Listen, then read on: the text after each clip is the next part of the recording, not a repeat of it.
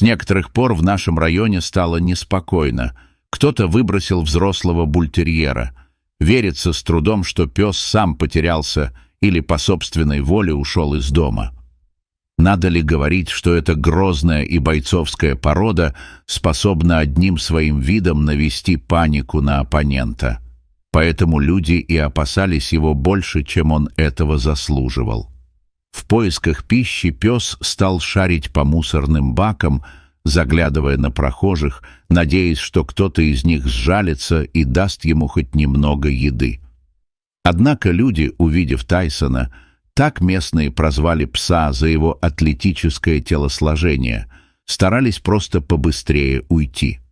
Всех удивила наша баба Даша, небольшая сухонькая старушка, которая сама весила едва ли меньше сурового пса. Она по какой-то причине абсолютно не боялась могучего Тайсона и была чуть ли не единственной, кто подкармливал попавшее в беду животное. «Баба Даша, ну чего ты творишь такое?» — ругался на нее сосед, сидя в своем автомобиле и поглядывая через слегка опущенное боковое стекло, как старушка снова подкармливает бездомного пса. «Сейчас прикормишь его, он здесь и останется, а тут дети вокруг, а кто знает, что у него на уме. Такой крокодил в раз ребенка проглотит и не подавится». «Сам ты крокодил», — улыбалась старушка. «Да ты гляди, какой он добрый! И глазки умненькие! Он ведь прекрасно все понимает. Да и наброситься он может только из-за таких, как ты, которые его доводят своими подозрениями». «Да?» — переспросил сосед Мишка, будто издеваясь.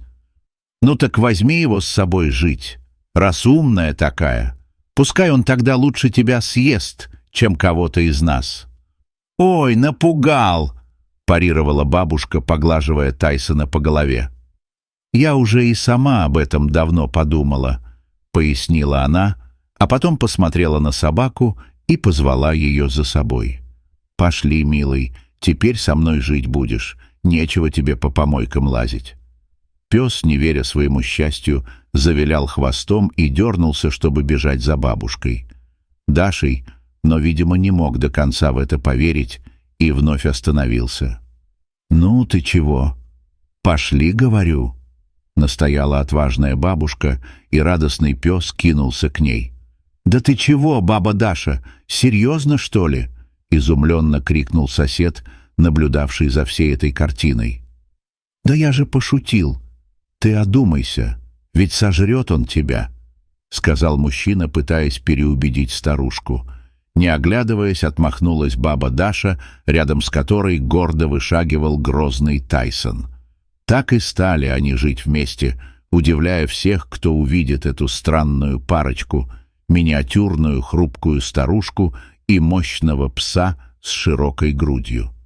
Теперь Тайсон получил свое место возле теплой печки, где баба Даша оборудовала ему лежанку, а кроме этого, услышав, каким басистым голосом лает ее новый питомец, хозяйка дала ему новое имя — Бас. Бас быстро понял, что у него теперь новое имя.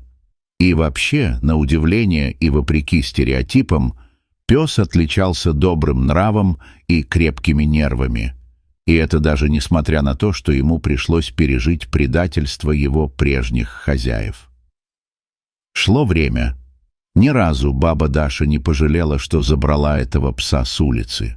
И это даже несмотря на то, что теперь ей приходилось выделять средства со своей небольшой пенсии на его пропитание. А как вы понимаете, кушает такой пес немало. Летом в гости к бабушке приехали внуки. Увидев грозного пса, сын бабы Даши тоже поначалу насторожился, можно ли оставлять детей в одном доме с бойцовской собакой. Однако, глядя, как его дети возятся с Басом, буквально катаясь на нем верхом, а тот всем своим видом демонстрирует, что ему это только в радость, мужчина успокоился и уехал обратно в город, где его ждали повседневные заботы. Зато мальчишки, внуки бабы Даши, отрывались теперь по полной, вырвавшись из тесной городской квартиры и оказавшись на деревенских просторах. целыми днями они находили себе забаву, играя во дворе, лазая по чердакам и крышам, в общем, получив нормальное здоровое детство вместо городских лабиринтов, где каждый шаг должен быть под контролем. Баз был верным соратником в любой детской забаве. В общем, стали они лучшими приятелями. Однако в тот роковой день, когда мальчишки отпросились у бабушки погулять возле речки, Баса с ними не было.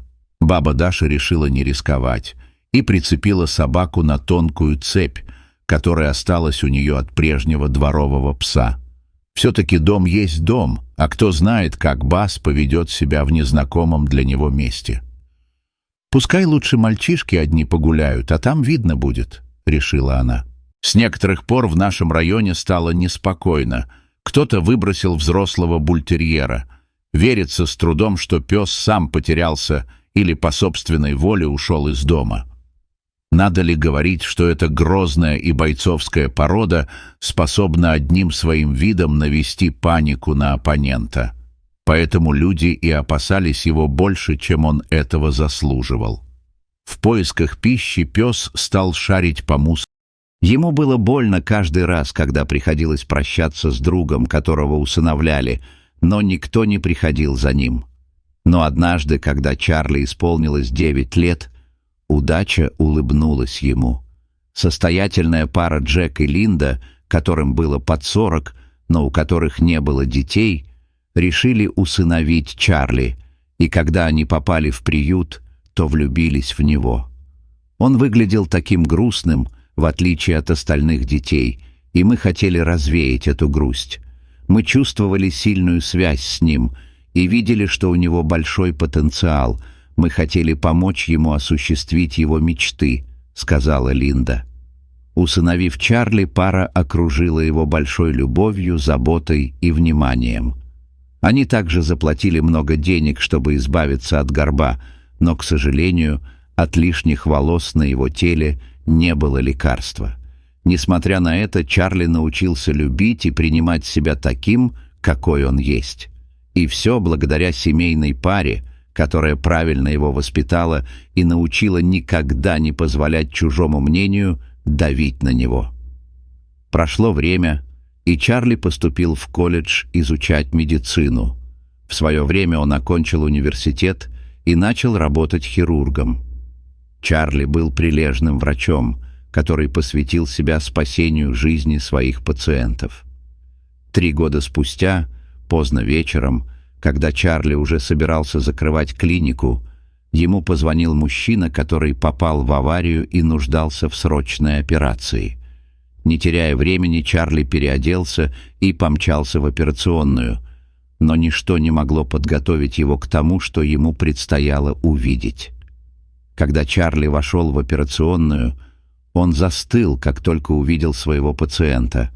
Он словно смотрел на свою более старую версию. Чарли выглядел точь-в-точь, как этот человек. У них было одинаковое строение лица, глаза, нос. Другие хирурги в операционной тоже заметили сходство между ними, но ничего не сказали.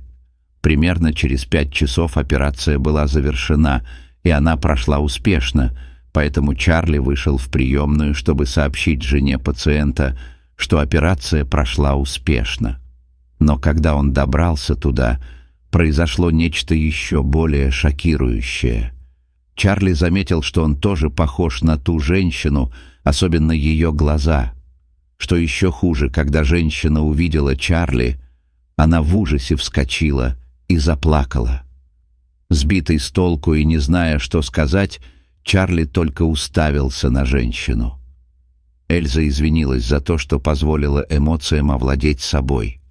Затем она сказала Чарли, что его внешность напомнила ей о ее сыне, у которого тоже были лишние волосы на коже и горб. «Мы ужасные родители. Мы с мужем отказались от нашего сына, но до сих пор сожалеем об этом. Кто знает? Наш сын тоже мог бы стать врачом, как вы», — сказала она и добавила, что с тех пор, как они отдали его, у них не было возможности завести еще одного ребенка. Не дожидаясь, пока женщина закончит то, что хотела сказать, Чарли оставил ее и помчался домой. Его сердце бешено колотилось. Его ли имела в виду та женщина? Не мог ли он быть тем ребенком, от которого отказалась пара? Чарли рассказал все своей матери, и они отправились в приют, чтобы подтвердить подозрения Чарли. Он был прав. Он был биологическим сыном мужчины, которого оперировал, и женщины, которая изливала душу в приемной. 2 дня спустя Чарли посетил палату Роберта, где тот выздоравливал, и там же встретил Эльзу. Когда он шел к этой паре, его сердце так сильно колотилось в груди. Он был близок к тому, чтобы расплакаться, но изо всех сил старался сдержать слезы. Когда он оказался достаточно близко, Чарли сказал паре, что им нужно простить себя за то, что они сделали со своим сыном. «Я думаю, ваш сын простил вас, так что живите своей жизнью и будьте счастливы», — сказал Чарли и обнял пару.